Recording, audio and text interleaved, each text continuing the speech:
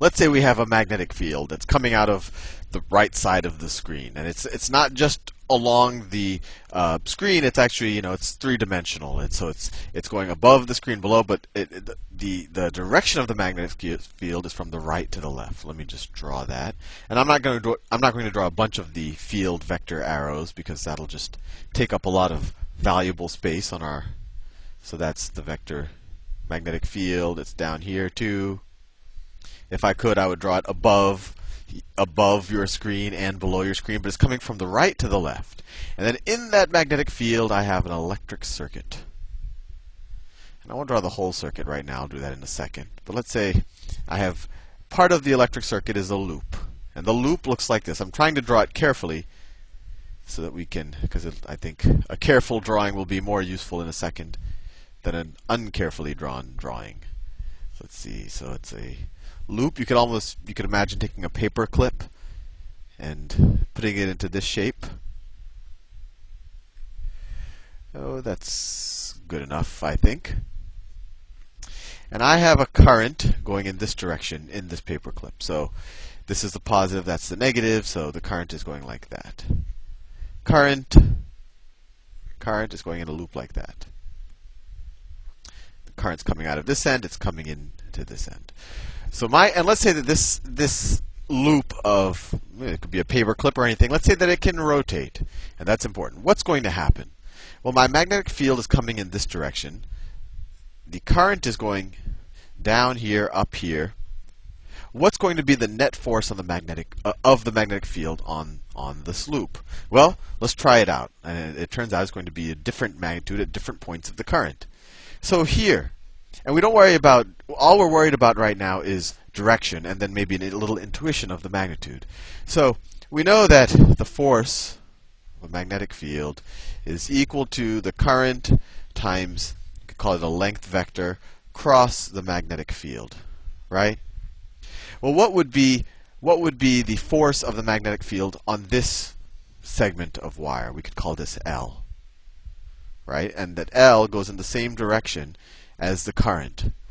Let's see. Current is just a scalar, but L is going down. Magnetic field is going to the left. Cross product. Cross product, I take my right hand, put my index finger in the direction of the current, or in the direction of L, because that's the first term in the cross product, so that's the index finger. So my index finger goes down, because that's the direction of the current. And then my middle finger, and remember, you have to do this with the right hand. If you do it with the left hand, you're going to get the opposite result. And now my middle finger is going to go in the direction of the field. So let me point my middle finger. My middle finger is going to go in the direction of the field. I keep having to look at my own hand. And then my other two fingers are just going to do what they need to do. So that's my third finger, and that's my pinky. And then, what is my thumb going to do? What is my thumb going to do? Well, my hand, that's my hand. This is what my hand is doing. I'm pointing downward, right? And my palm is kind of pointing at my body. So what is my thumb doing? I know it's hard to see. This is my middle finger right here. So my thumb is on the other side of this drawing, and my thumb is pointing downwards. I hope you see that.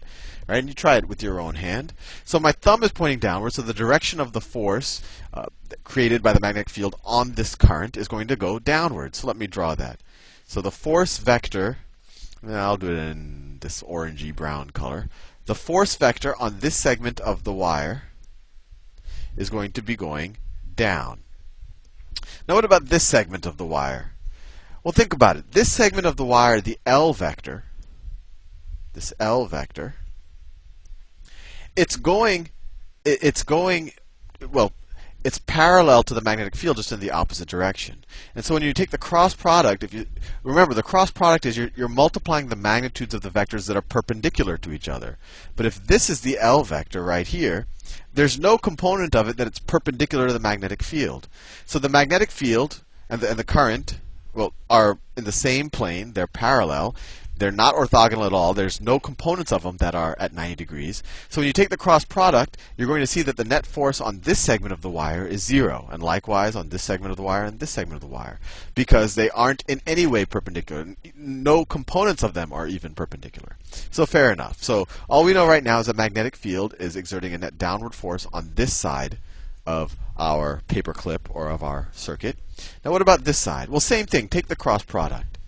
If this is our L cross B, so take your index finger in the direction, so index finger goes like that.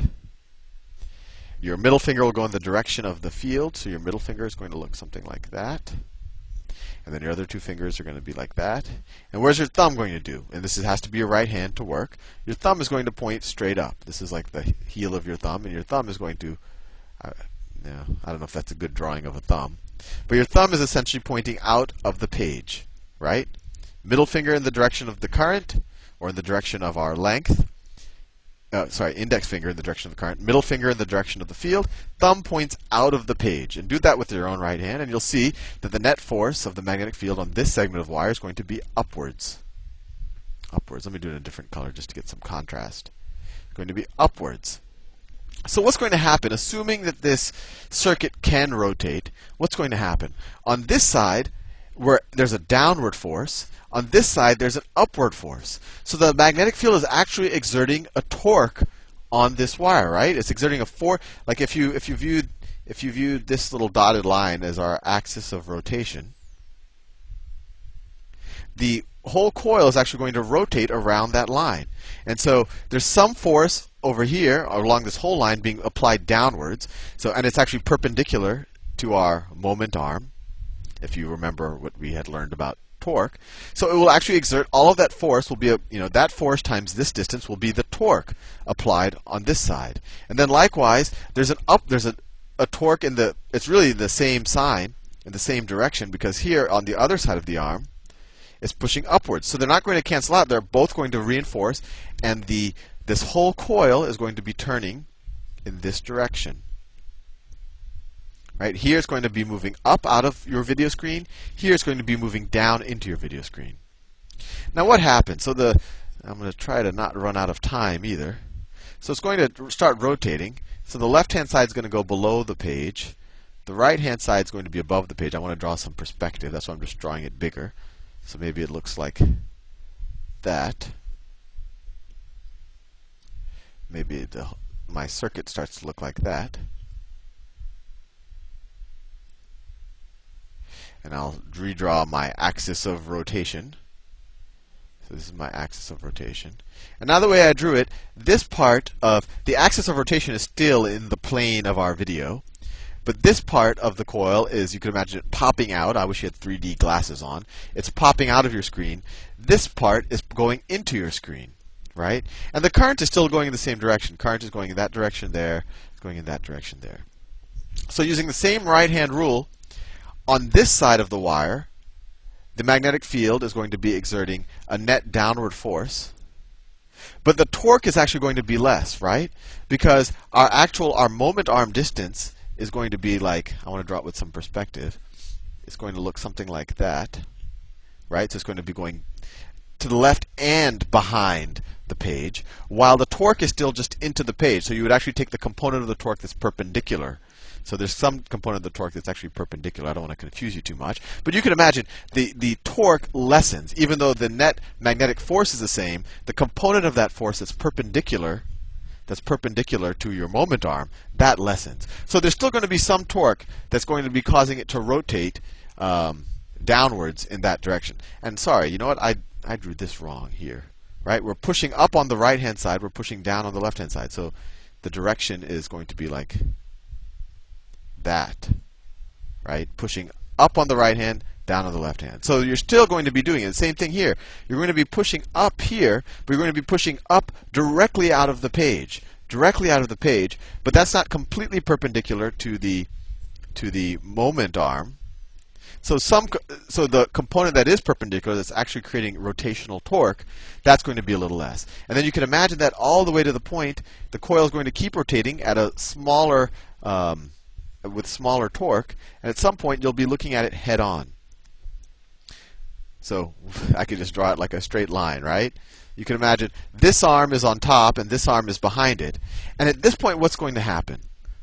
All of the magnetic force on this top arm is going to be popping up, right? It's going to be popping up out of your page, but it's not going to be providing any torque because it's not perpendicular anymore to your moment arm. And likewise, on the bottom behind this, if you could visualize this, it would be exerting a net downward force, and that's also not going to be helpful. But maybe there has some angular momentum, so the wire will still rotate.